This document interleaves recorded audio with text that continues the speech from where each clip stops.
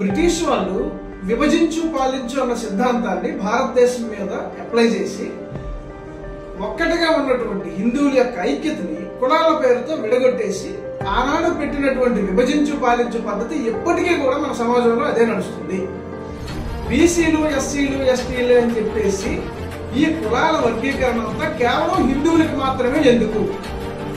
ఇప్పుడు రాష్ట్రంలో జరుగుతున్నటువంటి కులగణన హిందూ కులగణనగా ఎందుకు జరగట్లేదు?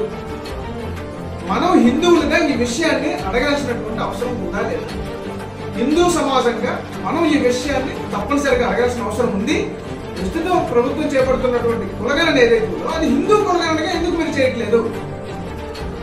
హిందువుల్ని మాత్రమే బీసీలు, ఎస్సీలు, ఎస్టీలు అని చెప్పేసి రకరకాలుగా కులాలుగా విడగొట్టేస్తే, హిందువుల్ని విచ్ఛిన్నం చేసేస్తే హిందూ సమాజం బలహీనపడిపోతాం.